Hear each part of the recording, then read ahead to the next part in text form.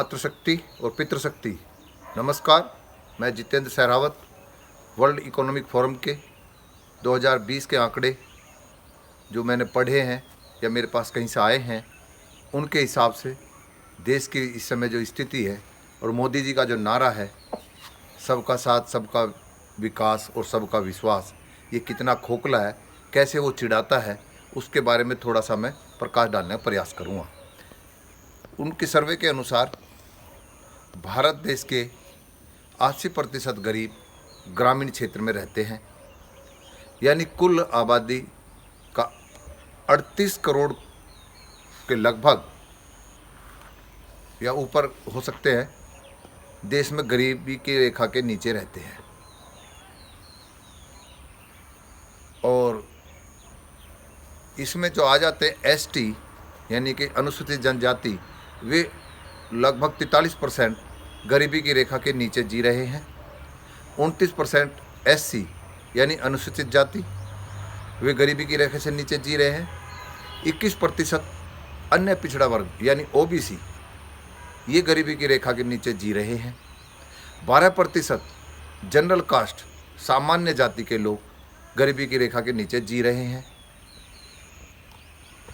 लगभग मोदी जी की सरकार के बाद देश में 7.5 करोड़ के लगभग आम नागरिक गरीबी की रेखा के नीचे चले गए हैं, जिसमें से बताते हैं 9 करोड़ के आसपास मध्यम वर्ग जो सर्वाइव कर रहा था, मतलब गरीबी की रेखा से ऊपर था, उसमें से 3.5 करोड़ से ऊपर के लगभग गायब हो गए हैं।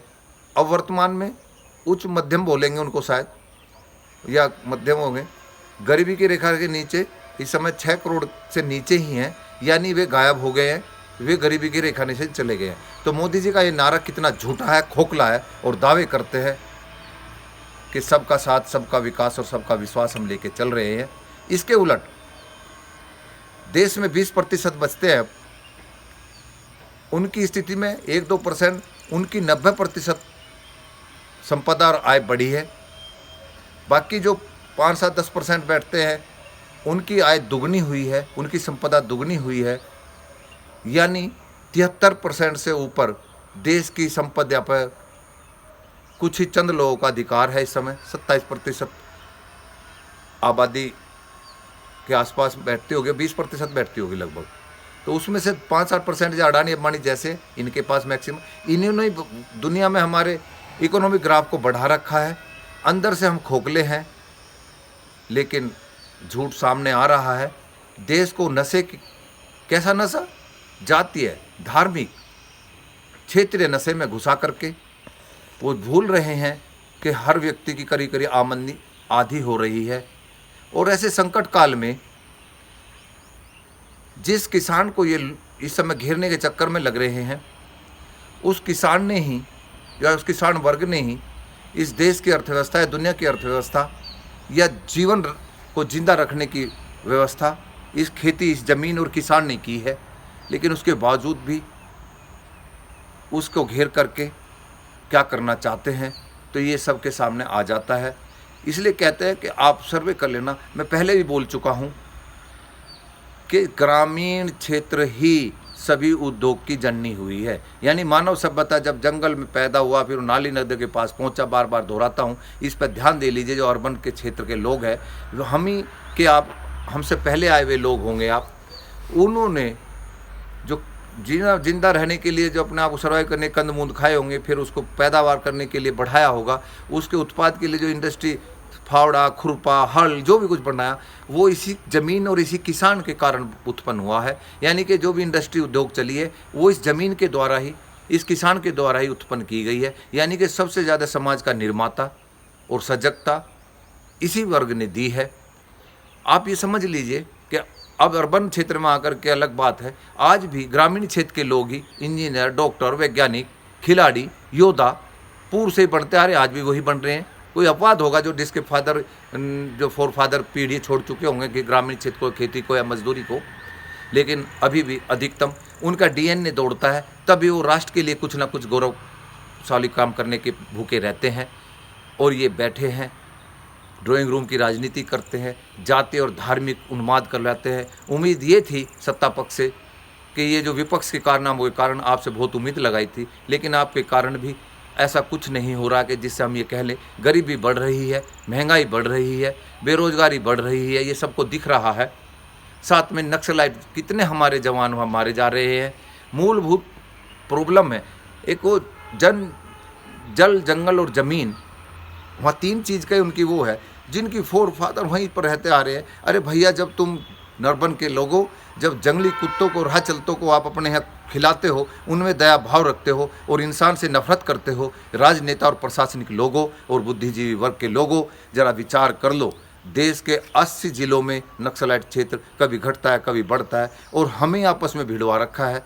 यहाँ किसान आंदोलन में भी मरेंगे किसान, मरेगा उसका बेटा जो सेना में है या पैरामिलिट्री में है या फोर्ट पुलिस में है, आमने सामने भिड़ा करके तुम मज़े ले रहे हो और देश को बांट रहे हो। ये नीति ज़्यादा दिन नहीं चलेगी।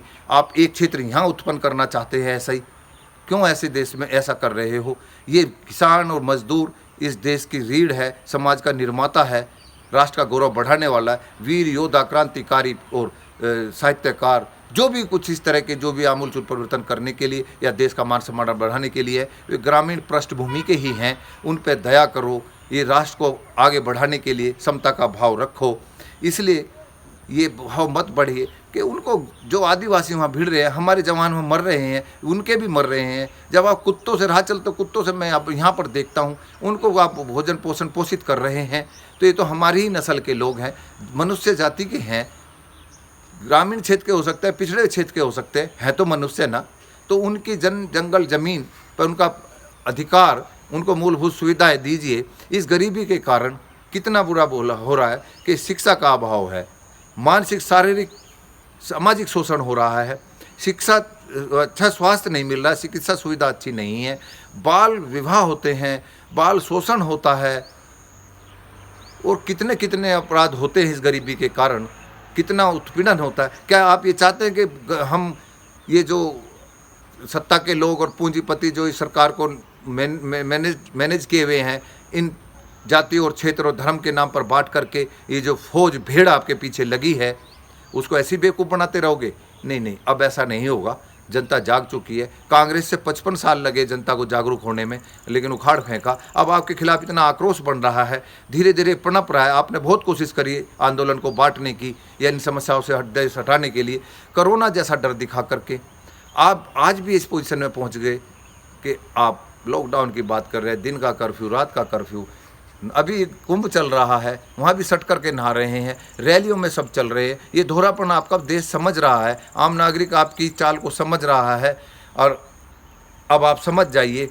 आपसे बहुत उम्मीद थी हमें कि आप कुछ राष्ट्र के गौरव बढ़ाएंगे। हमारी सांस्कृतिक और क्षेत्रीय जो पतन हुआ है उसका आप रक्षण ना हो करके आप उन्हें बांट करके अपनी सत्ता सुरक्षित कर रहे हैं। इनसे बाज आइए। इन्हीं शब्दों के साथ मेरे दर्द और भाव को समझे। देशवासी परिवर्तन के लिए झकझोरें, अपनी मांग के लिए लड़े, अनीतियों के खिलाफ आवाज़ उठाए। ये गद्दार और देशद्रोही भले ही कहे, लेकिन ये आवाज़ दबनी नहीं चाहिए। इन्हीं शब्दों के साथ मेरे भाव और दर्द को समझना। नमस्कार।